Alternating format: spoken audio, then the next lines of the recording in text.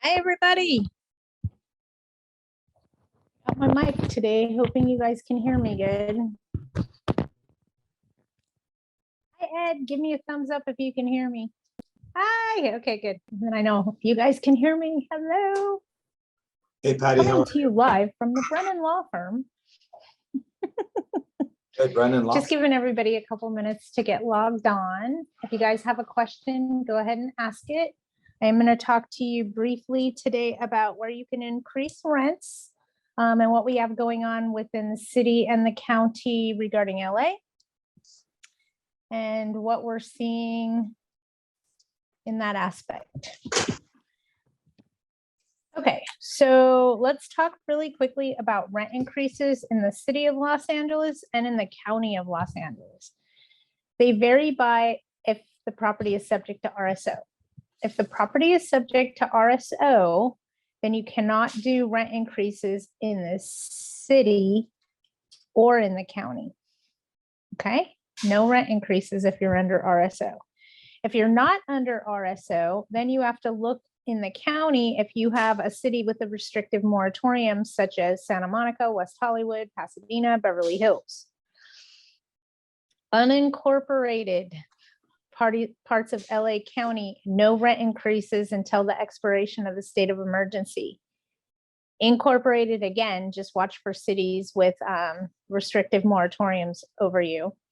And then properties that are under RSO for the county cannot do rent increases until 60 days after the state of emergency expires. So when is that? Yuck. Yuck. I know, it's my chair. I'm sorry, I'll try not to move. I know it looks weird. So be careful with your rent increases. Commercial can increase in LA City. There's no problem for increasing commercial. We don't have any issues there. So keep that in mind. What do we anticipate happening? Honestly, I think they're going to extend the state of emergency to mimic the state law. They're also going to extend letting people in. Sorry. They're most likely going to extend the protections that are currently in place in LA City so that that also mimics the state law. My guess is they'll try to push everything to the March 31st date. So that everything becomes uniform as we go. When you talk about LA, please talk about San Diego City also in the same breath. Here's what I can tell you guys. What I've learned is heavily populated areas come with heavy restrictions for landlords. City of LA, County of LA, County of San Diego. We're not having these issues in San Bernardino County, Riverside County, Ventura County. We're pretty much back to business as normal. And I said pretty much, not completely. But when you deal with metropolises such as Sacramento, San Francisco, San Jose, LA, and San Diego, you deal with heavy tenant protections. So I anticipate we'll see that continue to have additional protections in heavily populated areas just because of supply and demand. There's a lot of them and there's not a lot of us, simply said. Hey, Patty, can you hear me? How can we evict? Hold on, let me read this question. Can we evict in incorporated cities in Los Angeles County? I know we can raise rent. Here's what you can evict for, okay? Let's go back to my list because it's a lot to memorize. In the city of Los Angeles, in the city of LA, you can currently do evictions for breach of contract, except those I'm going to mention, okay? A nuisance unrelated to COVID or health and safety. So you can do evictions in LA City for breach of contract, except those mentioned, and I'll mention them in a second. A nuisance unrelated to COVID or health and safety. You cannot do evictions for non-payment of rent, utilities, or security deposit, or any money. And this is City of LA, okay? You cannot do evictions for unauthorized occupants, unauthorized pets, no fault evictions, a sale of a house, or a notice of non-renewal. Okay, so in the county of Los Angeles, you can do evictions for non-payment of rent, utilities. You can do a breach of contract, except those mentioned, and I'll mention that in a second, or health and safety. Health and safety has to be bad, you guys. It's not, oh, they're not cleaning their house or they're not locking their door when they leave. It's got to be bad. We need reports from the Department of Health, the city, something along those lines in order to go that direction. What you can't do evictions for is unauthorized occupants as a result of COVID, unauthorized pets as a result of COVID, notice of non-renewal. This is my favorite, don't shoot the messenger. Tenant refuses access or denies entry, nuisance, or no fault evictions. Okay, so don't focus on what we can't do, focus on what we can do, right? As Ed puts his head down, he's not happy about my answers. So you can do rent increases in some areas. You can terminate tenancy in some areas, just depending on what's going on there. So there is light at the end of the tunnel. We're starting to see that. So be ready. Still letting people in, so bear with me. I'm selling a house with a tenant in it. The tenant is not cooperating with signing the estoppel. Nice sweater, thanks. It was cold when I left this morning. It was 28 degrees, I think, or some god-awful number. It was below freezing. Patty, is there any way you can distribute a cheat sheet that includes all this info? Probably not, but I'll do my best to help you design my own cheat sheet. Remember, it's not advice. It's just a helpful hint. But yeah, I can develop that. I can give my web guy a job duty to do. It's just hard. Tenant isn't cooperating with an estoppel. Ugh.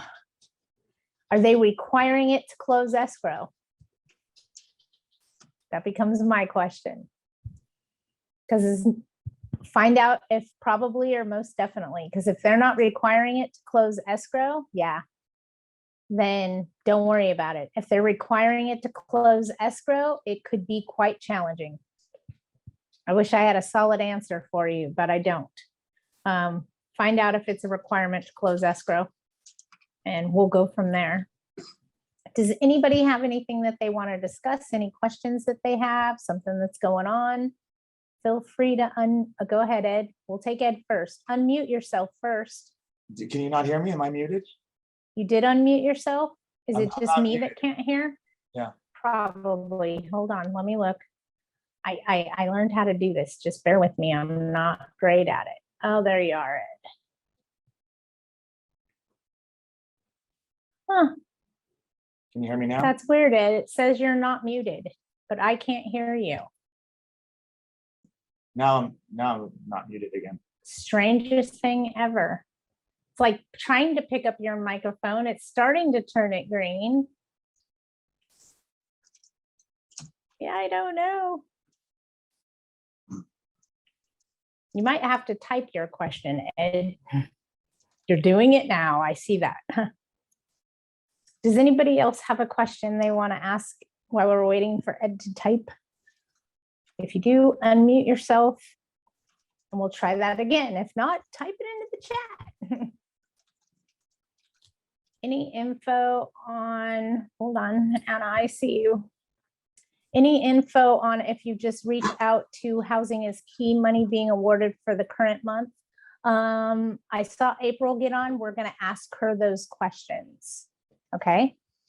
So let's ask April those questions. And what can we do with those tenants who are not completing their application through Housing is Key? Do we have an answer for that? It's okay. What can we do with those tenants that are not completing their applications on Housing is Key? That's what I thought, but I didn't want to say it out loud first. If they're not completing their application with Housing is Key, you can start an eviction.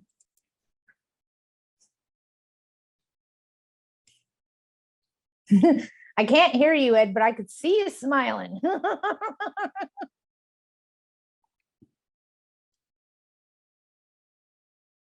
What can we, oh, sorry. Any info, just reach out. Housing is key. April, are you on here? And it might be me is why we can't hear today because I plugged in my microphone and that might have messed up everything. Can you answer that question regarding housing is key? What can we do with the tenant? Oh, no, sorry. Any info on if you just reach out to housing is key, money being awarded for the current month? I'm not sure what exactly you're asking, My question to Anna. them is, did they apply for the current month? Because they're only going to April, give are you you able to apply unmute for it. yourself? I'm having technical difficulties today, you guys, apparently. She might be on the phone. Yeah, it's not letting me unmute her. I can make you the host, but you might be mad. We're gonna have to resort to typing today, you guys. I'm sorry. Can you hear me, Patty? You heard April as well? It's just me that can't hear April? Uh-oh. Let me unplug this and see if I can hear April. Can you hear me now? I unplugged my mic. Can you guys hear me? April, I can hear you. Okay, hi. Hi. My video is stopped. Okay, can you guys hear me now? You can hear me. Okay, great. It has me in safe driving mode. Okay, I guess Anna was asking about housing is key money being awarded for current month. So my question to Anna is, did you apply for the current month? What did you exactly apply for?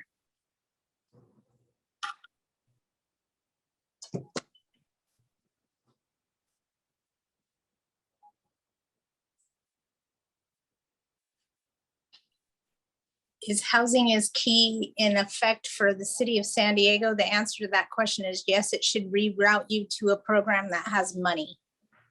So if you go on housingiskey.com, it should reroute you to where they have money in your area based on your address.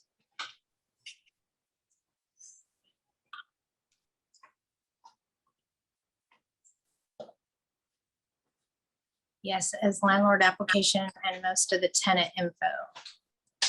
Do you see that, April?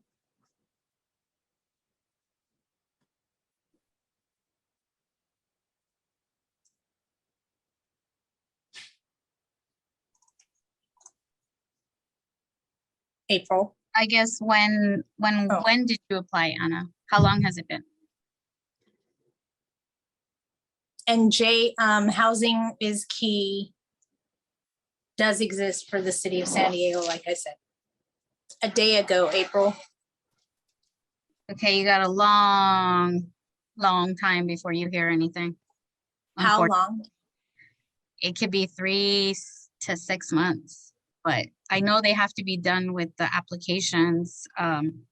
Most of the applications that were submitted, I want to say for this period, which is the October period, beginning October 1st, those applications I heard are supposed to be completed at least through review portion by the end of December.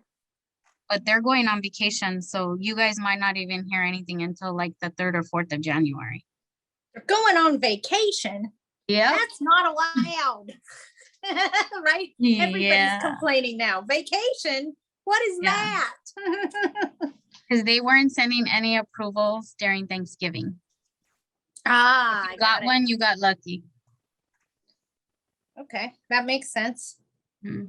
That's why we keep you as our money girl, April. You watch that and keep us all updated on what changes are going on and how that's all happening. Yes, thank you, April. I do want to share something though. Oh, please. With anybody that's recertifying or has to recertify a tenant. Once it's in the final stage, and you'll know it because they are going to ask you for an updated ledger and proof that they paid you. So they want proof that you actually took that money and applied it towards the tenant's rent. So you can't just send the ledger without the payments that they paid you. They want to make sure that it's in our accounting system and we collected it and that it was applied to what it was supposed to be. Okay. I get that. I would want somebody to do that if I was paying the money. So I get Yeah. that. Mhm.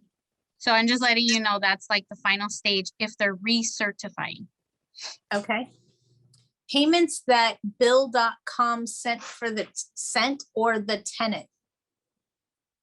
Payments that bill.com sent or the tenant. So I think- Bill.com, Bill.com is how they send the payments from the program. Okay, so they just want to make sure that you are accepting the funds and implementing them in your accounting system so that Right. you're not double dipping. Correct. So make sure you're entering those on your ledger when you receive the payment. Don't just scream and yell. Well, hey, I get many pictures of checks every day saying, look, I got paid. And I get it, it's exciting. Makes us think that we're not gonna lose our properties, you know? My accounting system is in my head. You're gonna have to put it on paper to prove it to the state, just saying. You don't wanna check your head in with the state, right? Just Excel, good job. That works. This is the only time I applied, so you think I won't hear anything for a long time? That's what April's saying, 3 to 6 months turnaround. Watch your junk mail, though. April did teach us that. They send inquiries about additional documents they need, and it can go into your spam folder. So you want to check that as often as you check your regular email, just until you get paid.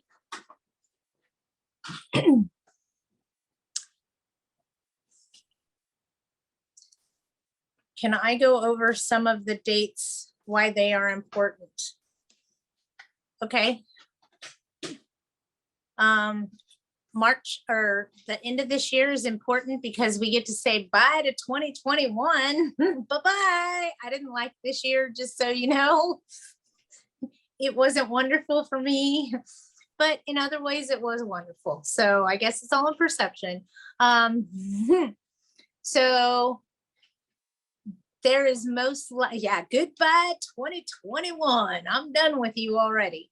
The reason that that date was important is because, and that's already been extended to January 31st, and that was the rent freeze in LA City, LA County, and it'll most likely be extended to March 31st. So it mimics the same date as the state law, and that's why you're asking me. The 31st of March is the end of the covered period under AB 832, which is the law that currently governs us. And as of April Fool's Day, fingers crossed, you guys, we might be able to go back to business as normal outside of LA City. Okay. LA City has additional protections for the tenants for rents that were owed during the COVID period, not after the COVID period. So definitely something you should talk to your legal counsel about and make sure that you're starting those eviction cases in the event that you can, and you should. We anticipated seeing a large volume of cases coming into small claims court in the month of November. We still haven't seen that come through. So remember I said everybody might be waiting to do that small claims? That's not the case. If you got small claims you need to file, go file them. It's not a bottleneck, if you will. Okay, so we're not seeing a big slowdown on those small claims cases. And if you need to file small claims for rents that were owed and the tenant has vacated, file them away. Okay, if they're still in possession, we got to wait a little bit and see what the rules are, especially if you're in the city of LA. City of LA, they have until October 1st of 2021 or 2022, I believe, to pay the money back. Yeah, they get a whole year to pay back the COVID funds. So if you don't find relief with rental assistance, it's really going to tie our hands for a hot minute as to when we can file small claims on those cases. From what I understood from Attorney Michael Brennan, you can file those cases if you have possession. So if they vacated your unit, the money's owed. That's what I understood from him. See how I did that? I quoted somebody else. I didn't give you legal advice. Trying very hard not to do anything I shouldn't. Does anybody have anything else they want to discuss? Oh, here we go. Way too much info. I can't keep track. I know the feeling. And let's be honest, you guys, we felt like this throughout the COVID pandemic. I mean, they threw a snollygoster at us that was flaming. And I mean, it's just been going on and on since then. There is light at the end of the tunnel. We are starting to see some changes and hopefully we get some case law soon. I'm stuck in the recertification submitted in Housing is Key. It's been 2 months. Should I wait to evict or wait in purgatory? April, Yes. it's been 2 months since he recertification submitted. He's stuck in recertification submitted in Housing is Key. Any tips or tricks to get him out of that? He can upload the 3-day notices, but I have people that are stuck in recertification for the last 3 months. Okay, I have about So 6 you're- people. so you're not alone. Correct. You're in purgatory. I've been postponing filing a small claim for damage, still haven't filed, then I sold the house. Did you just say I had to be in possession? No, you don't have to be in possession. They owed you that money while you owned the house. The new owner can't go after money that wasn't owed to him, it's owed to you, so go file those now. You're welcome. And the Brennan Law Firm would be more than happy to help you with those small claims cases. Just give us a call. I had to Patty, do I it. forgot to share, Sure. if you log in and you have a tenant where it says non-responsive, it's possible that they were denied. So how do Okay. we know? So you have to call. They are not gonna put denied status on the status, I guess, portion of their website. It only says non-responsive because it's a tenant-based program. So they're only gonna notify the tenant if they were denied. So you have to call and verify, and they will tell you over the phone they haven't received the paperwork for that specific tenant. Means you could still evict because they're actually not participating and they're not following the application process. Non-responsive equals denial. Denial equals eviction. Pay attention, you guys. So Patty, can you hear me? Yes, I Okay. can hear you now. All right, so I have an owner who maybe 2-3 months ago asked me if we can do an eviction against her nephew who's renting from her. I told her at the time that we cannot. She didn't listen to me and she went and hired a law firm and wanted to do the eviction. We went to court with that attorney. The court, what do you call it? The hearing got not delayed, but continued, I should say, 3 times. And at the end, the judge basically dismissed the case just because there was an application in Housing is Key. That application is an application that we started, not the tenant. The judge didn't even check to see if the tenant participated, if the tenant did anything. He just dismissed the case. So I'm really kind of between a rock and a hard place, and I have a lot of tenants who have not been responsive, and I really need help. I don't know what to do. I would strongly suggest that you call the office and we talk to Mike Brennan directly and see what his best plan of action is against that. And seeing that, I have questions like what city was this in? Long Beach, Bellflower, Long Beach area, Bellflower, so you were in the Long Beach courthouse. right? By the way, it was with attorney Menke. You know Bruce Menke. Menke. He was the attorney. And everything he said in court was extremely I was listening as being as objective as possible. It's like everything he said made sense, but the judge was just like, I don't care. there's an application, goodbye. It was literally, we were shocked. Yeah. It was also Remember when I said there's no case law yet? Yeah. And that's why I told my client that we shouldn't do it, but she went and wanted to evict her nephew. So let me get this straight. Your client took professional advice from you and ignored it and did her own thing anyway and got bit. Yeah, and then she came back to me and said, "You knew it all along. Thank you so much." I mean, she loves me to death, anyways. It's really Well. At least she didn't want to hang you. no. She sends me hearts and kisses and everything. Hey, she's like, you it knew could have better went a than the whole attorney. other direction. Yeah, It should have went a whole other direction. Yeah, no, she wasn't upset with me, but it's extremely challenging right now. That's why I'm encouraging you to talk to Mike Brennan himself as to what he thinks would happen, because he's the one in court trying these. He knows what we're up against. And depending on how many you have, I mean, I would definitely call and talk to Mike Brennan. okay.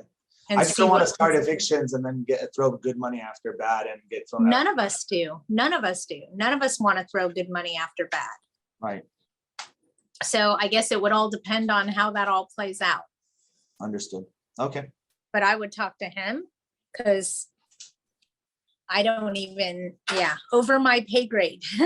No worries. For how long will the government pay rent? Up to March of 2022? That's what we're understanding, yes.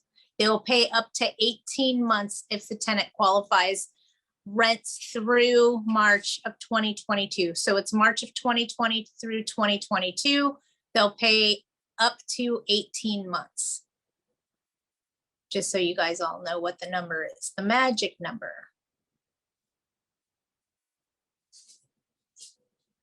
That is correct, Ed.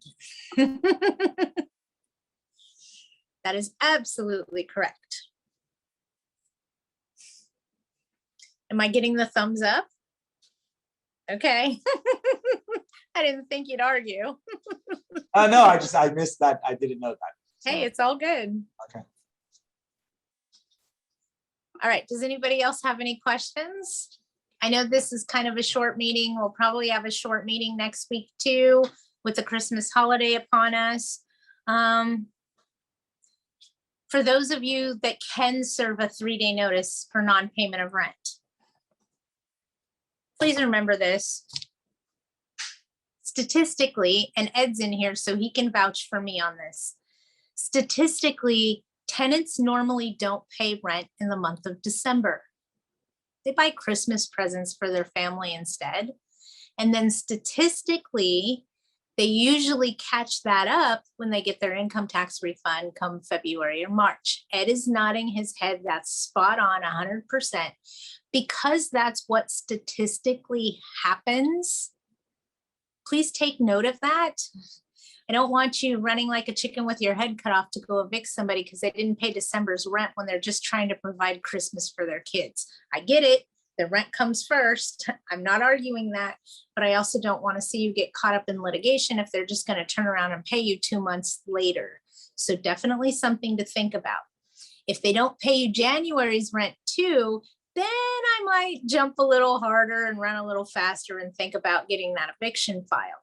But please keep in mind, for the most part, for 35 years, I've always seen that tenants with smaller children, not all of them, I don't want to stereotype, I don't want to discriminate, but we do see statistically that rents are not paid in December and then they're made up in February, March, when they get their income tax refund. So keep that in mind. Please don't get upset about it. If you're just coming into your investment property and just getting into this business, that is something that always happens. Also, for those of us that manage professionally, please know that your darkest days are upon you. What do I mean by that? Well, statistically, tenants tend to move when they have more time off. So we see a lot of move-ins, move-outs, and us trying to flip vacants during the holiday period. And it's just because the tenants now have the time to move. They're not weekend warriors anymore. They can do it while they're on Christmas break, New Year's break, etc. So keep that in mind. Usually your property management companies are at their busiest during this time of the year. People always tell them, oh, it's the holidays. You guys won't be busy. That's not the case. People have 2 weeks off from work, a week off of work, and they use that time to make their moves. So you end up with a lot of move-ins and a lot of move-outs over holiday periods, especially. So for those of you, again, new to the industry, be prepared. Christmas is not quiet in this business. It never has been. Don't let anybody tell you otherwise. And if it's quiet, I'd be concerned. Also, something that I could tell you guys is watch that real estate market. It's only a matter of time before the bubble bursts. And we need to stay on our toes. It makes it extremely challenging for us to manage and keep our properties up with current market value when the market value sometimes can drop in a very rapid fashion very quickly. So Val says, no, not yet. I know we don't want it to come yet, but I don't think I'd be doing you any justice if I didn't tell you to prepare. That's all I'm saying. Fill up your buckets right now. The grunion are running. They don't run forever. Okay, that's the nicest way I could say it. Val says, no, not yet. All right, if anybody has anything else, I'll go ahead and answer. Sell the fish. Sell the grunion, yes. We don't need them. All right, does anybody have anything else? Otherwise, we'll have a short meeting next week and probably the week after too. We do have some new laws coming at us, so we do need to be mindful of them. There's a new mold disclosure that's going to be required starting January 1st. And we have a few more laws. It's not anything crazy. We seem to go the every other year. We're on the low law year, if you will, which tells me next year we'll get a long list of the new laws and how the laws change. So watch your legal counsel. They will be discussing those new laws. If I could tell you anything, it would be there's going to be a new mold disclosure packet. It's a whole packet. So other than that, the little idiosyncrasies aren't something that completely affect our day-to-day, and I will have more information for you on that next week. Without a doubt, I want to say we have about 6 new laws that affect us. But the biggest one is that mold disclosure packet. Something new, all new incoming tenants need to have that signed at lease inception, and existing tenants, I'm sure we'll get the details of when that has to be, or if it has to be just done at lease renewal, which is what I think I read. Yes, Michael Brennan's office does do collections. So we would be more than happy to help you with collections. Anna, I see that you want one too. So I'll have my web guy design me one, and we'll put up Widget's cheat sheet on the website. Give me about a week. It'll be up there. Okay. I will help you guys because I refer to it all day long, every day. What are some of the companies which can collect rent for me? If you want somebody to collect rent for you, Ed would be more than happy to do that. At Hawk Management, he's full service property management company. So he'd be more than happy to step in and handle your day-to-day operations and then report to you monthly with your checks and your statements, etc. Correct, Ed? Just nod your head. Yeah. He'd be more, he's typing in his info right now. I know Ed like the back of my hand. So that you can contact him. If you want somebody to collect rents, there you go. If you want somebody to collect rents for you, manage your day-to-day operations, definitely look at a property management company. And they charge you a percentage based on the rents collected usually, or a flat fee, or sometimes both, depending on the situation. So I'm sure Ed would be more than happy to give you more information. Give him a ring and he'd be happy to help you out. And what's nice about that is when Ed gets in a bind, guess who he calls? So keep that in mind. Bring it full circle. It's kind of me still helping oversee what's going on, if that helps you feel more comfortable. Thank And you. his employees call me as well. What, Ed?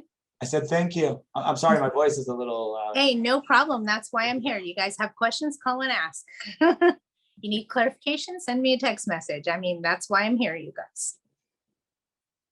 All right, anybody have anything else?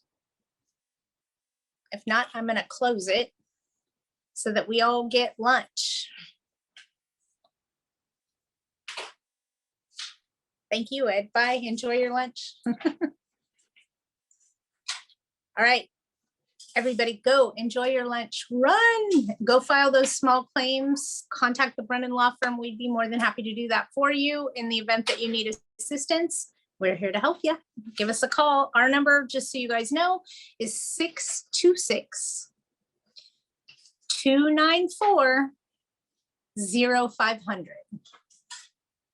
Okay, 626-294-0500. All right, you guys, you have a great day. If you need anything, you know how to hunt me down. I just gave you my daytime number too.